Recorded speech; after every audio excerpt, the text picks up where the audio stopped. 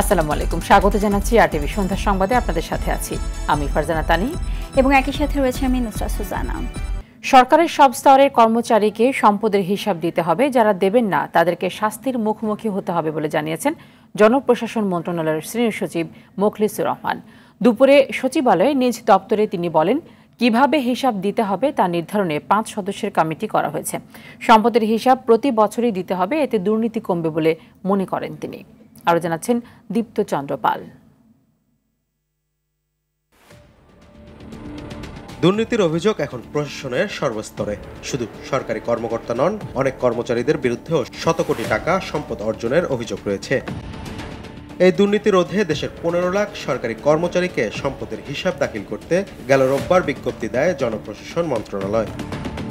কর্মপন্থা ঠিক করতে সোমবার জনপ্রশাসন মন্ত্রণালয়ের কর্মকর্তাদের সঙ্গে বৈঠকে বসেন মন্ত্রণালয়ের সিনিয়র সচিব মোখলেছুর রহমান। বৈঠক শেষে তিনি জানান, 15 দিন পর থেকে অন্তর্বর্তী সরকারের উপদেষ্টা সহ সরকারি সব কর্মচারীকে সম্পদের হিসাব বিবরণী জমা দিতে হবে। Within 15 minute it will be functional. তখন আমরা ওইখানে বলে দেব কবে দাখিল করতে হবে অথবা কোন তারিখের মধ্যে দাখিল করতে হবে। চতুর্থ শ্রেণীর কর্মচারী, পিওন অথবা আমরা কি বলবো ড্রাইভার 400 কোটি টাকা অথবা 9 কোটি টাকা এখন তো পাওয়া যাচ্ছে। এই জন্য এটাকে সম্পদ বিবরণী দাখিল করতে পারে, এই কাজটা শুরু করেছি। সম্পদের হিসাব কিভাবে জমা দিতে হবে তার নির্ধারণে 5 সদস্যের একটি কমিটি গঠন করা হয়েছে। হিসাব জমা না দিলে শাস্তির মুখোমুখি হতে হবে। I am talking about 15 lakh.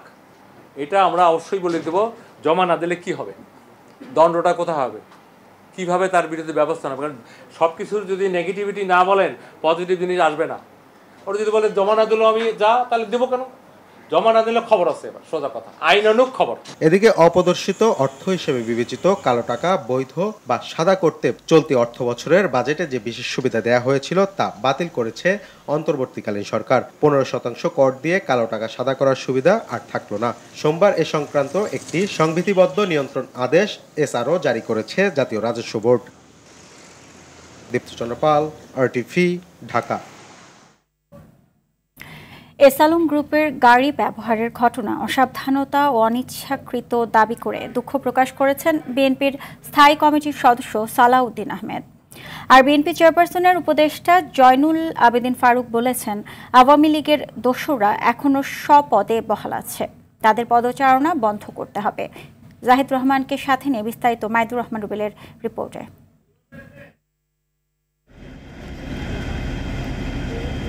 গেল বুধবার আলোচিত ও সমালোচিত ব্যবসায়ী গোষ্ঠী এসালমের মালিকানাধীন গাড়িতে চড়ে নিজ এলাকায় সংবর্ধনা নিলে নতুন করে আলোচনায় আসেন বিএনপির স্থায়ী কমিটির সদস্য ও সাবেক যোগাযোগ প্রতিমন্ত্রী সালাউদ্দিন আহমেদ।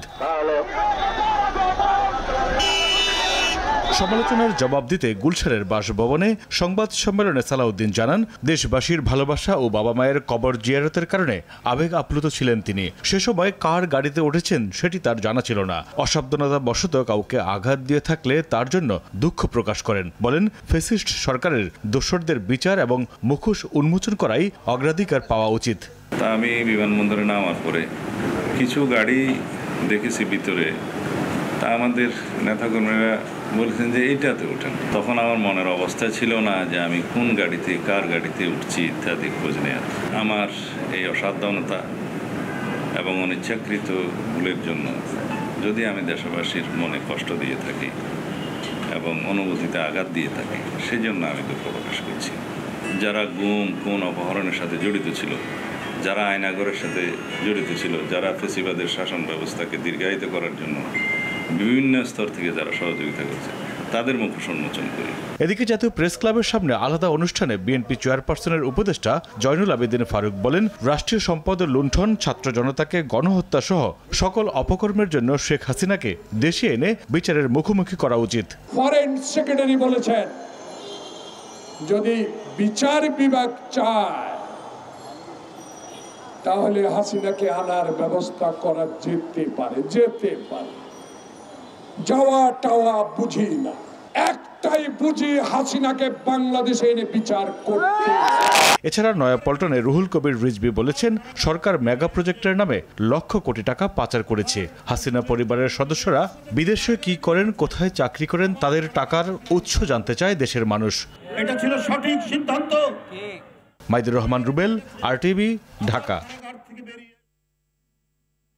ক্ষমতাচ্যুত সরকারের 18 মন্ত্রী ও 8 সংসদ সদস্যের দেশ ত্যাগে নিষেধাজ্ঞা দিয়েছেন আদালত। দুর্নীতি দমন কমিশন দুদকের আবেদনের প্রেক্ষিতে এই আদেশ দেওয়া হয়। এদিকে জাতীয় সংসদের স্পিকার শিরীন শারমিন চৌধুরী পদত্যাগ করেছেন। সোমবার রাষ্ট্রপতির পদত্যাগপত্র জমা দেন তিনি। বিকেলে রাজধানী থেকে গ্রেফতার হন জাতীয় পার্টির একাংশের চেয়ারম্যান আনোয়ার হোসেন মঞ্জু। আরও জানাচ্ছেন সাদিয়া কানিজ। গণ আন্দোলনে শেখ হাসিনা সরকারের পতনের পর থেকে বিভিন্ন মামলায় আওয়ামী লীগ নেতাকর্মী ও মন্ত্রী এমপিদের ধরপাকড় শুরু হয়। রোববার মধ্যরাতে রাজধানীর বংশাল থেকে ঢাকা 7 আসনের সাবেক সংসদ সদস্য হাজী সেলিমকে আটক করা হয়। সাইফুল্লাহ হত্যার অভিযোগে লালবাগ থানার মামলায় তাকে গ্রেপ্তার করা হয়। সোমবার তার 5 দিনের রিমান্ড মঞ্জুর করেন আদালত। এদিন রাজধানীর ধানমন্ডি এলাকা থেকে গ্রেপ্তার হয় জাতীয় পার্টির একাংশের চেয়ারম্যান আনোয়ার হোসেন মঞ্জু। তাকে ডিবি কার্যালয়ে নেওয়া হয়েছে। মঞ্জুর বিরুদ্ধে 5টি হত্যা মামলা রয়েছে। এদিকে বিগত সরকারের আইনমন্ত্রী আনিসুল হক, বাণিজ্যমন্ত্রী টিপু মুনশি, তথ্যমন্ত্রী হাসানুল হক ইনু, দুর্যোগ ব্যবস্থাপনা ও ত্রাণমন্ত্রী এনামুর রহমান সহ তৎকালীন সরকারের 18 মন্ত্রী ও 8 সংসদ সদস্যের দেশ ত্যাগে নিষেধাজ্ঞা দিয়েছেন আদালত। এদিকে সরকার পতনের 27 দিনের মাথায় পদত্যাগ করলেন জাতীয় সংসদের স্পিকার ডক্টর শিরীন শারমিন চৌধুরী। অবৈধ সম্পদ অর্জন ও অর্থ পাচারের অভিযোগে নাটোর 2 আসনের সাবেক সংসদ সদস্য শফিকুল ইসলাম শিমুল ও তার পরিবারের সদস্যদের বিরুদ্ধে অনুসন্ধানের সিদ্ধান্ত নিয়েছে দুর্নীতি দমন কমিশন। সাদিয়া কানিজ, RTV, ঢাকা। মিডিয়ার হত্যাকাণ্ডের পূর্ণ তদন্ত ও ন্যায় বিচার প্রক্রিয়া শিগগিরই শুরু করা হবে বলে জানিয়েছেন অন্তর্বর্তী সরকারের স্বরাষ্ট্র উপদেষ্টা অবসরপ্রাপ্ত লেফটেন্যান্ট জেনারেল জাহাঙ্গীর আলম চৌধুরী। সচিবালয়ে সাংবাদিকদের সঙ্গে আলাপকালে তিনি একথা জানান। স্বরাষ্ট্র উপদেষ্টা বলেন, বর্তমান সরকার জনগণের অধিকার, সুশাসন ও ন্যায় বিচার প্রতিষ্ঠায় বদ্ধপরিকর। বিস্তারিত জানাচ্ছেন নাজিব ফরায়েজি। 2009 সালের 25 ও 26 ফেব্রুয়ারি পিলখানায় বিডিআর বিদ্রোহের ঘটনায় বিডিআরের তৎকালীন মহাপরিচালক মেজর জেনারেল শাকিল আহমেদ সহ 57 সেনা কর্মকর্তা সহ 74 জন নিহত হন। এই ঘটনার 4 বছর পর 2013 সালের 5ই নভেম্বর বিচারিক আদালতে হত্যা মামলাটির রায় হয়। 57 সেনা কর্মকর্তা হত্যার বিচার নিয়ে তখনই নানা প্রশ্ন ওঠে। ছাত্র জনতার অভ্যুত্থানের মাধ্যমে আওয়ামী লীগ সরকারের পতনের পর নিহত সেনা কর্মকর্তাদের পরিবারের পক্ষ থেকে আওয়ামী লীগ সরকারকে এ ঘটনার জন্য দায়ী করা হয়। ওই ঘটনাকে পরিকল্পিত হত্যাকাণ্ড উল্লেখ করে স্বাধীন তদন্ত কমিশন গঠনের দাবি জানান সাবেক বিডিআর সদস্যরা। সচিবালয়ে একজন সাধারণ নাগরিক ও সেনাবাহিনীর সাবেক সদস্য হিসেবে বিডিআর হত্যাকাণ্ডের ন্যায় বিচার চাইলেন স্বরাষ্ট্র উপদেষ্টাও। সঠিকভাবে এ হত্যাকাণ্ডের পুনর্তদন্ত ও ন্যায় বিচার প্রক্রিয়া শিগগিরই শুরু হবে বলে জানান তিনি। বর্তমান সরকার জনগণের অধিকার, সুশাসন ও ন্যায় বিচার প্রতিষ্ঠায় বদ্ধপরিকর। শুধু স্বরাষ্ট্র উপদেষ্টা হিসাবে নয়, একজন সাধারণ নাগরিক ও সেনাবাহিনী প্রাক্তন সদস্য হিসাবে আমি বিডিআর হত্যাকাণ্ডের ন্যায় বিচার চাই। সঠিকভাবে এই হত্যাকাণ্ডের পূর্ণ তদন্ত ও ন্যায় বিচার প্রক্রিয়া শীঘ্রই শুরু করা হবে। বর্তমান সরকার জনগণের অধিকার, সুশাসন ও ন্যায় বিচার প্রতিষ্ঠা করতে বদ্ধপরিকর বলে জানান স্বরাষ্ট্র উপদেষ্টা অবসরপ্রাপ্ত lieutenant general Jahangir Alam Chowdhury. Thank you. Najib Farayezi, RTV, Dhaka. শর্ত সাপেক্ষে ঢাকা মেডিকেল কলেজ হাসপাতালে চলছে জরুরি সেবা, তবে বহির্বিভাগ রয়েছে বন্ধ। নিরাপত্তায় মোতায়েন আছে সেনাবাহিনী, বিজিবি এবং পুলিশ সদস্যরা। চিকিৎসা নিতে আসা রোগী ও তাদের স্বজনরা পড়েছেন বিপাকে। নিরাপত্তা নিশ্চিতে আইনশৃঙ্খলা বাহিনীর উপস্থিতি, হামলাকারীদের একজনকে গ্রেফতার সহ 2টি দাবি ইতিমধ্যে পূরণ করায় দ্রুতই আন্দোলন থেকে চিকিৎসকরা সরে আসবেন বলে আশা হাসপাতাল কর্তৃপক্ষের। ইকবাল অনেক জানাচ্ছেন বিস্তারিত। সোমবার সকাল থেকে ঢাকা মেডিকেল কলেজ হাসপাতালে রোগীদের ভিড় বাড়তে থাকে। তাদের মধ্যে কেবল সংকটাপন্ন রোগীদের জরুরি বিভাগ থেকে চিকিৎসা দেয়া হয়, বাকিদের ফেরত যেতে বলা হয়। 4 দফা দাবিতে আন্দোলন 24 ঘন্টার জন্য শর্ত সাপেক্ষে শিথিল করায় সোমবার কিছুটা সেবা মেলে। তবে আগে থেকে যাদের চিকিৎসকের সঙ্গে সাক্ষাৎকারের সময় এবং অস্ত্রোপচারের তারিখ নির্ধারণ ছিল তাদের সেবা মেলেনি। দেশের বিভিন্ন এলাকা থেকে আসা রোগী ও স্বজনদের ভোগান্তি ছিল চরমে। সংকট উত্তরণে দ্রুত ব্যবস্থা নেয়ার আহ্বান জানান ভুক্তভোগীরা। ডাক্তার কালকে থেকে এই পর্যন্ত আসেন, ডাক্তার সেবা তো পাচ্ছি না আমরা। আজকে ডাক্তার আছে বাট কোনো ওই ধরনের কাঙ্ক্ষিত সেবা পাওয়া যাচ্ছে না।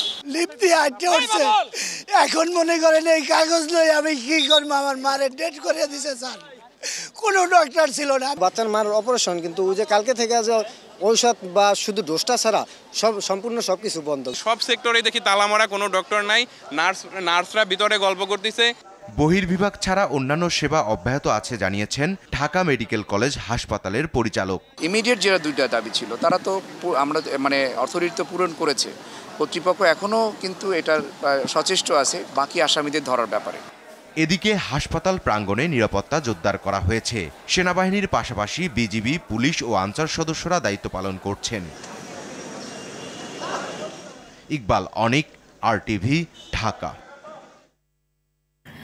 দর্শক, এ বিষয়ে আরও জানাতে ঢাকা মেডিকেল কলেজ হাসপাতাল থেকে সরাসরি যুক্ত হচ্ছেন সহকর্মী এয়ার বাদল। ঢাকা মেডিকেলে এই মুহূর্তে চিকিৎসা কার্যক্রম কেমন চলছে?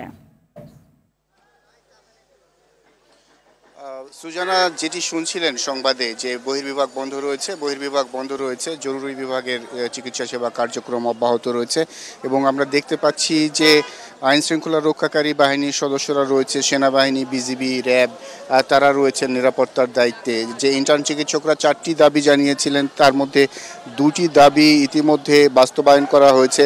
তাদের আর যে 2টি দাবি ছিল তাদের সেটির একটি হচ্ছে যে স্বাস্থ্যসেবা পুলিশ দিতে হবে এবং যারা হাসপাতালের নিরাপত্তার দায়িত্ব পালন করবেন এবং অবহেলাজনিত যদি কোনো সমস্যা তৈরি হয় সেই ক্ষেত্রে যথাযথ কর্তৃপক্ষকে জানাতে হবে। চিকিৎসার অবহেলায় যদি কারো মৃত্যু হয় সেই বিষয়টি কর্তৃপক্ষের মাধ্যমে এই যদি কোনো চিকিৎসক দায়ী থাকে তাদের বিরুদ্ধে ব্যবস্থা নেওয়া হবে, সেই বিষয়টি তারা জানিয়েছেন। এরকম সরাসরি এসে যে কেউ হাসপাতালের ভিতরে প্রবেশ করে চিকিৎসকদের গায়ে হাত উঠাবে এই ধরনের যেন পরিস্থিতি তৈরি না হয় সেই বিষয়টি তারা বলছেন। এখানে রোগীর স্বজনরা ক্ষোভ প্রকাশ করছেন যে আসলে চিকিৎসা সেবা নিয়ে কর্মবিরতি এটি একটি আসলেই দুর্ভাগ্যজনক অবস্থা। তারা চাচ্ছেন যে জরুরিভাবে যেন বহির্বিভাগ খুলে দেওয়া হয় এবং সকল স্বাস্থ্যসেবা নিশ্চিত করা হয়। যাদের আগে থেকে অপারেশন ছিল বা চিকিৎসক দেখানোর যে ডেটগুলো ছিল সেগুলো কার্যক্রম কিছুটা ব্যাহত হওয়ায় ক্ষোভ জানিয়েছেন রোগীর স্বজনরা। তো এখন পর্যন্ত বহির্বিভাগ বন্ধ অবস্থায় চলছে এবং এই হাসপাতালের যে জরুরি বিভাগ সেখানে প্রচুর রোগী আসছেন এবং সেবা নিচ্ছেন। এই অবস্থার মধ্য দিয়ে যাচ্ছে। আমরা জানি যে কালকে হয়তো এই সেবা কার্যক্রম চালু হবে বহির্বিভাগ। তো এই ছিল আমার কাছে সর্বশেষ খবর। সুজানা, ধন্যবাদ আপনাকে। বাংলাদেশের অন্তর্বর্তী সরকারের প্রতি সমর্থন অব্যাহত রাখার পাশাপাশি মার্কিন যুক্তরাষ্ট্র সম্পর্ক আরও জোরদার করবে। ঢাকায় মার্কিন চার্চ ডি অ্যাফেয়ার্স হেলেন লাফেভ অন্তর্বর্তী সরকারের প্রধান উপদেষ্টা অধ্যাপক ডক্টর মোহাম্মদ ইউনুসের সঙ্গে সাক্ষাৎকালে এসব প্রত্যয় ব্যক্ত করেছেন। সকালে ঢাকায় রাষ্ট্রীয় অতিথি ভবন যমুনায় প্রধান উপদেষ্টার সঙ্গে সৌজন্য সাক্ষাৎকালে মার্কিন কূটনীতিক এ মন্তব্য করেন বলে প্রধান উপদেষ্টার প্রেস উইং থেকে জানানো হয়। মার্কিন চার্চ ডি অ্যাফেয়ার্স বলেছেন তার দেশের সরকার প্রধান উপদেষ্টাকে অভিনন্দন জানাতে পেরে খুশি এবং একসঙ্গে ঘনিষ্ঠভাবে কাজ করার জন্য উন্মুখ। ভিসা প্রক্রিয়া ত্বরান্বিত করার প্রয়াসে ঢাকায় মার্কিন দূতাবাস এই সপ্তাহে তাদের কনসুলার পরিষেবা পুনরায় চালু করবে।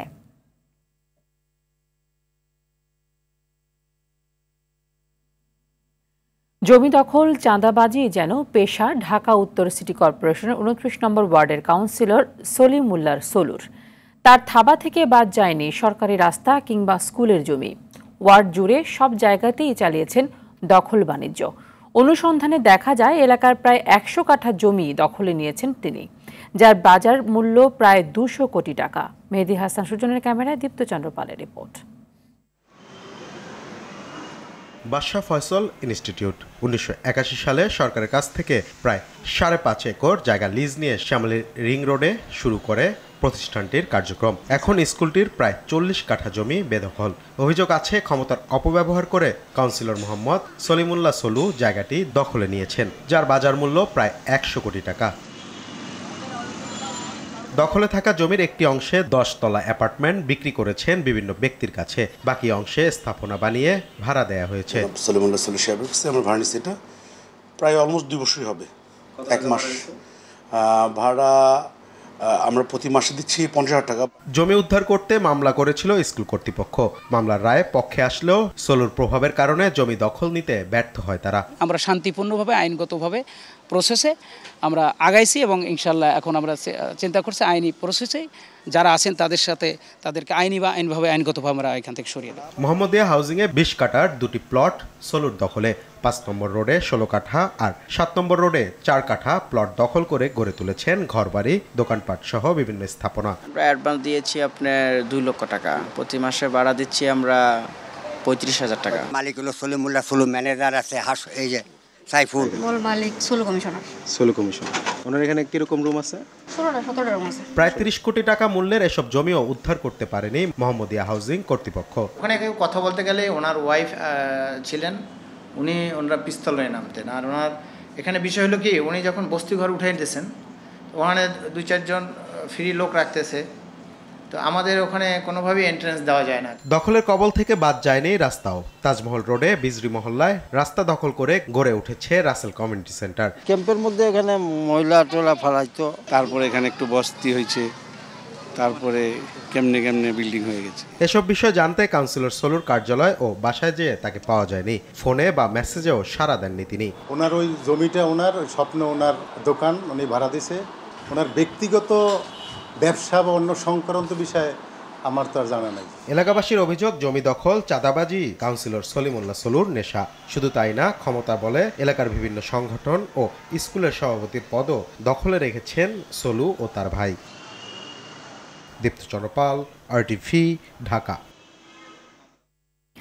দেশের বন্যা পরিস্থিতির উন্নতি হলেও পানি ধীরগতিতে কমায় সীমাহীন দুর্ভোগ পোহাচ্ছেন বানভাসীরা। ফেনীতে বন্যায় রাস্তাঘাটের ব্যাপক ক্ষতি হয়েছে। এখনও পানিবন্দী আছে ফুলগাজী ও পরশুরামের অনেক মানুষ। পানি কমার সঙ্গে দুর্ভোগ বাড়ছে লক্ষ্মীপুরের বাসিন্দাদের। ঘরবাড়ি থেকে পানি নামায় আশ্রয় কেন্দ্র থেকে বাড়ি ফিরতে শুরু করেছে অনেকে। এদিকে বন্যায় জেলাটিতে সাপের আতঙ্ক দেখা দিয়েছে। গত 10 দিনে লক্ষ্মীপুরের বিভিন্ন জায়গায় 112 জনকে সাপে কেটেছে। নোয়াখালীতে পানি কমলেও দুর্গত এলাকায় খাদ্য সংকট সহ নানা ভোগান্তির সঙ্গে দেখা দিয়েছে পানিবাহিত রোগবালাই। অন্যদিকে কুমিল্লার গোমতী, ডাকাতিয়া, ঘুংঘুর সহ বিভিন্ন নদ নদীর পানি কমায় বন্যা পরিস্থিতি আরও উন্নতির দিকে যাচ্ছে। তবে দুর্গত এলাকাগুলোতে খাদ্য ও বিশুদ্ধ পানির তীব্র সংকট দেখা দিয়েছে। মৌলভীবাজার ও ব্রাহ্মণবাড়িয়ায় পানি কমার সঙ্গে বেরিয়ে আসছে ক্ষয়ক্ষতি চিহ্ন।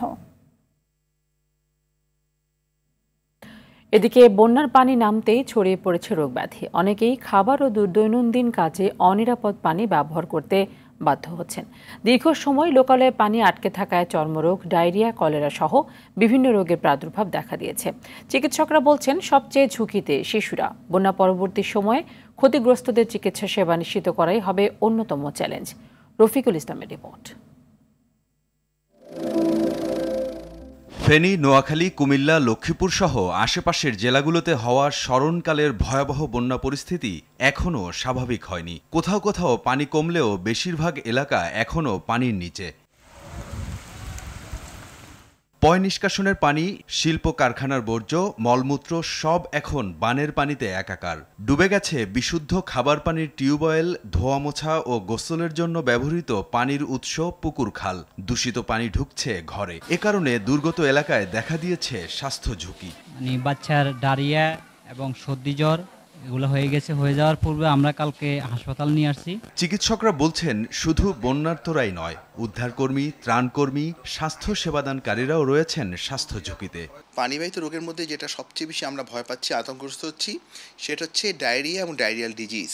তাহলে সেফ ডায়রিয়া হতে পারে এবং সাথে হতে পারে কলেরা জাতীয় হতে পারে, ফুড পয়জনিং হতে পারে। স্কিন ডিজিজগুলো কিন্তু বেড়ে যাবে, যেমন কি ফাঙ্গাল ইনফেকশন, স্ক্যাবিস প্লাস বিভিন্ন রকমের চুলকানি রোগগুলো এগুলো শুরু হয়ে যাবে। শুধু তাই নয়, ঠান্ডা কাশি লেগে যাচ্ছে, বিশেষ করে ছোট যারা বাচ্চা এবং যারা বয়স্ক তাদের মধ্যে এই রেসপিরেটরি রোগগুলো কিন্তু প্রকোপ আকার ধারণ করবে। বন্যায় ক্ষতিগ্রস্ত জনগণের পর্যাপ্ত সেবা নিশ্চিত করতে রীতিমতো যুদ্ধ করতে হচ্ছে চিকিৎসা সেবা কেন্দ্রগুলোকে। বন্যা পরবর্তী সময়ে চিকিৎসা সেবা নিশ্চিত করতে বিশেষ পরিকল্পনা নেয়ার তাগিদ এই জনস্বাস্থ্যবিদের। ইতিমধ্যেই স্বাস্থ্য মন্ত্রণালয় থেকে বেশ কতগুলো টিম তৈরি করা হয়েছে, কিন্তু আমরা জানি দুর্গত অঞ্চলে এই টিমগুলো পৌঁছাতে দেরি হয়। এজন্য স্থানিক ভিত্তিতে যদি স্বেচ্ছাসেবীদের একটি দল তৈরি করা যায় এবং তাদেরকে কয়েক ঘন্টার একটা ট্রেনিং দেওয়া যায়, 2-3 ঘন্টার, যে কীভাবে এই জাতীয় রোগগুলোকে চিহ্নিত করতে হবে এবং সেই ক্ষেত্রে ওরস্যালাইনের ব্যবহার কেমন, সেটা যদি একটি প্রাথমিক ধারণা দেওয়া যায় তাহলে কিন্তু ভয়াবহ যে পানিবাহিত রোগের দুর্যোগ নেমে আসতে পারে সেটিকে অনেকটাই থামিয়ে দেওয়া সম্ভব। স্বাস্থ্য মন্ত্রণালয়, স্বাস্থ্য অধিদপ্তর সহ স্থানীয় প্রশাসন সম্মিলিতভাবে কাজ করলে বানভাসীদের স্বাস্থ্য বিপর্যয় থেকে রক্ষা করা সম্ভব বলে মত দেন বিশেষজ্ঞরা। রফিকুল ইসলাম, RTV, ঢাকা। সেপ্টেম্বরেও দেশের উত্তরাঞ্চল, উত্তর পূর্বাঞ্চল এবং দক্ষিণ পূর্বাঞ্চলের কিছু জায়গায় স্বল্পমেয়াদী বন্যা পরিস্থিতি তৈরির আশঙ্কা করছে আবহাওয়া অধিদপ্তর। মূলত চলতি মাসে ভারী বৃষ্টিপাতের কারণেই এই শঙ্কার কথা বলছে অধিদপ্তর। এছাড়া চলতি মাসে 1 থেকে 2টি মৃদু তাপপ্রবাহ বয়ে যাওয়ার সঙ্গে দিন এবং রাতের তাপমাত্রা স্বাভাবিকের চেয়ে সামান্য বেশি থাকার কথা বলছে আবহাওয়া পূর্বাভাস।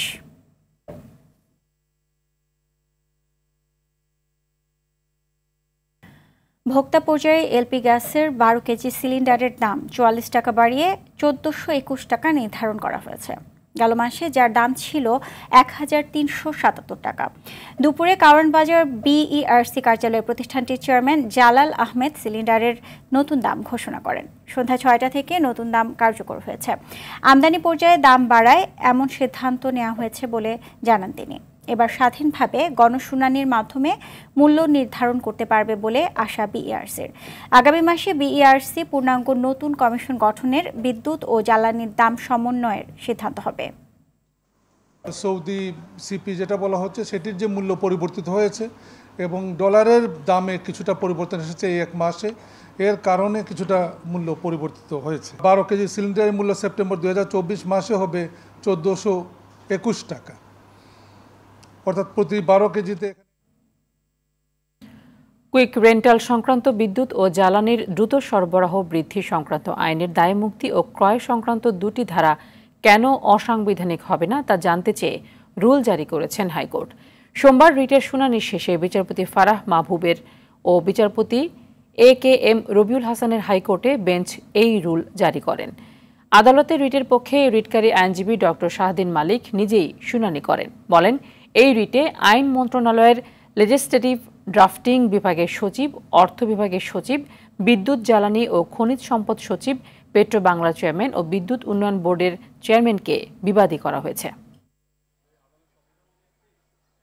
বিদ্যুৎ ও জ্বালানি দ্রুত সরবরাহ বৃদ্ধি বিশেষ বিধান আইন 2010, যে আইনটা সংক্ষেপে কুইক রেন্টাল আইন নামে বেশি পরিচিত, ওই আইনের 2টা ধারা কেন অসাংবিধানিক হবে না সেটা চ্যালেঞ্জ করেছি। সরকারের যে কোনো ক্রয় তো একটা প্রক্রিয়ার মাধ্যমে হয়, টেন্ডার হতে হবে, মূল্যায়ন হতে হবে, তারপরে কিন্তু এই 6(2) ধারায় মন্ত্রীকে সর্বোচ্চ একক ক্ষমতা দিয়েছে, সে যার সাথে ইচ্ছা যত টাকা ইচ্ছা বিদ্যুৎ কেন্দ্র স্থাপনের চুক্তি করবে। তো এটা তো এই অসীম ক্ষমতা প্রজাতন্ত্রে কারো থাকতে পারে না। ন্যাশনাল টেলিকমিউনিকেশন মনিটরিং সেন্টার NTMCর সাবেক মহাপরিচালক জিয়াউল আহসান ও তার পরিবারের অঢেল সম্পদের হদিস মিলেছে ঝালকাঠির প্রতাপপুরের নিজ এলাকায়। শুধু তাই নয়, তার স্বজনদের নির্যাতন ও জুলুমে অতিষ্ঠ এলাকাবাসী। জিয়াউল গ্রেপ্তারের পর মুখ খুলতে শুরু করেছে স্থানীয়রা। ঝালকাঠি থেকে জহিরুল ইসলাম জলিলের তথ্যচিত্রে রেজওয়ান শরীফের রিপোর্ট। ঝালকাঠির প্রতাপপুরের জিয়াউল আহসান 1991 সালে সেনাবাহিনীতে কমিশন লাভ করে। এরপর আওয়ামী লীগ সরকার গঠন করলে তার ভাগ্যের চাকা রাতারাতি ঘুরে যায়। র্যাবের অতিরিক্ত মহাপরিচালক থেকে হয়ে যান NSI এর পরিচালক, ব্রিগেডিয়ার জেনারেল থেকে মেজর জেনারেল, পরে NTMCর মহাপরিচালক।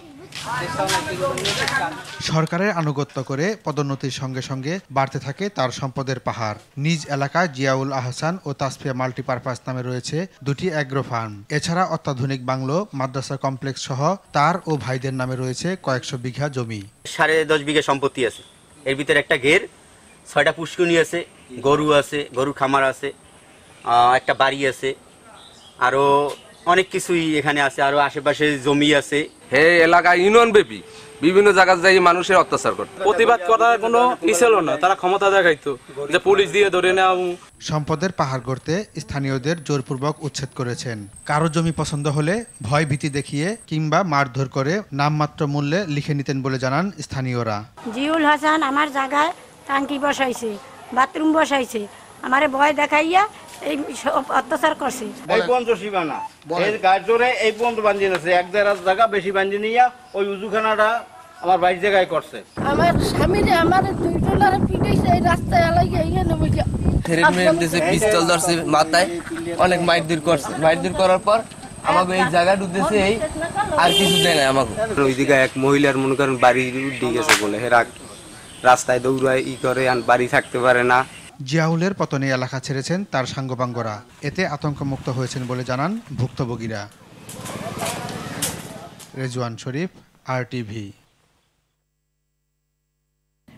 বৈষম্য বিরোধী ছাত্র জনতার স্বৈরাচার পতন আন্দোলনে আহত ও বিভিন্ন হাসপাতালে চিকিৎসাধীন ব্যক্তিদের পাশে দাঁড়িয়েছে NRBC ব্যাংক। আহতদের চিকিৎসা এবং পুনর্বাসনের জন্য কর্পোরেট সামাজিক দায়বদ্ধতা CSR তহবিল থেকে 50 লাখ টাকা প্রদান করা হয়েছে। দুপুরে NRBC ব্যাংকের প্রধান কার্যালয়ে 43 জন আন্দোলনকারীকে ওই অর্থ প্রদান করা হয়। অনুষ্ঠানে ব্যাংকের চেয়ারম্যান পারভেজ তমাল, ভাইস চেয়ারম্যান রফিকুল ইসলাম মিয়া আরজু, ঝুঁকি ব্যবস্থাপনা কমিটির চেয়ারম্যান ও পরিচালক AKM মোস্তাফিজুর রহমান, ঢাকা বিশ্ববিদ্যালয়ের অধ্যাপক ড মিজানুর রহমান, সহযোগী অধ্যাপক আবদুল্লাহ আল মাহমুদ, বৈষম্য বিরোধী ছাত্র আন্দোলনের সমন্বয়ক হাসনাত আবদুল্লাহ, আব্দুল হান্নান মাসুদ, সাদিক কায়েম ও শফিউল আলম শাহিন সহ অন্যান্য সমন্বয়ক ও সহ সমন্বয়করা উপস্থিত ছিলেন। ন্যাশনাল লাইফ ইন্স্যুরেন্স আন্তর্জাতিক সংবাদ। কলকাতার আরজি কর মেডিকেল কলেজ হাসপাতালে নারী চিকিৎসক ধর্ষণ ও হত্যাকাণ্ডে জড়িতদের শাস্তির দাবিতে আজ শুরু হচ্ছে বিধানসভার 2 দিনের বিশেষ অধিবেশন। অপরাধের কঠোরতম শাস্তির দাবি উঠেছে সমাজের নানা স্তরে। পশ্চিমবঙ্গে বিক্ষোভ অব্যাহত রয়েছে। রোববারের প্রতিবাদ বিক্ষোভে প্রকম্পিত হয়েছে উত্তর থেকে দক্ষিণ Kolkata, college street, college square সহ রাজ্যের বিভিন্ন অলিগলি। এই দিন সবচেয়ে বড় প্রতিবাদ মিছিলের আয়োজন করে কলকাতার নাগরিক সমাজ। মিছিলটি কলেজ স্কোয়ার থেকে শুরু হয়ে শেষ হয় ধর্মতলার ডরিনা ক্রসিংয়ে গিয়ে। বিক্ষোভে উত্তাল ইসরায়েল। দেশটির প্রধানমন্ত্রী বেনিয়ামিন নেতানিয়াহুর পদত্যাগ দাবিতে বিক্ষোভ করেছে ইসরায়েলিরা। দক্ষিণ গাজার একটি টানেল থেকে দ্বৈত মার্কিন নাগরিক সহ আরও 6 জিম্মির মৃতদেহ উদ্ধারের পর প্রধানমন্ত্রী বেনিয়ামিন নেতানিয়াহুর বিরুদ্ধে বিক্ষোভ ও সাধারণ ধর্মঘটের ডাক দেয় সাধারণ ইসরায়েলিরা। এদিকে গাজা ভূখণ্ডে ইসরায়েলি বর্বর হামলায় আরও প্রায় 150 ফিলিস্তিনি নিহত হয়েছে। এতে করে উপত্যকাটিতে নিহতের মোট সংখ্যা 40,700 ছাড়িয়েছে। এছাড়া গেল বছরের অক্টোবর থেকে চলা এই হামলায় আহত হয়েছেন 94,000-এর বেশি ফিলিস্তিনি। সংবাদ শেষ করব শোক সংবাদ দিয়ে। RTVর ক্রীড়া প্রতিবেদক নাজমুস সাকিবের বাবা প্রবীণ সাংবাদিক সিদ্দিকুর রহমান ইন্তেকাল করেছেন। ইন্না লিল্লাহি ওয়া ইন্না ইলাইহি রাজিউন। স্ট্রোকের পর মস্তিষ্কে রক্তক্ষরণজনিত কারণে রাজধানীর একটি হাসপাতালে চিকিৎসাধীন অবস্থায় তার মৃত্যু হয়। প্রবীণ সাংবাদিক সিদ্দিকুর রহমানের বয়স হয়েছিল 72 বছর। 4 ছেলে ও 1 মেয়ের জনক সিদ্দিকুর রহমান সর্বশেষ দৈনিক আলোকিত বাংলাদেশ পত্রিকায় সাংবাদিকতা করেছেন। ছিলেন জাতীয় প্রেস ক্লাবের সদস্য। নিজ গ্রাম কিশোরগঞ্জের শিমুলিয়ায় বাদ এশা জানাজার নামাজ শেষে সিদ্দিকুর রহমানকে দাফন করা হবে। সন্ধ্যা সংবাদে এই পর্যন্ত। সবশেষ সংবাদ জানতে যে কোনো মোবাইল ফোন থেকে 24141 নম্বরে ডায়াল করুন। রাতের সংবাদ 11:15টায় দেখার আমন্ত্রণ রইল। এতক্ষণ সাথে থাকার জন্য ধন্যবাদ সবাইকে। ধন্যবাদ।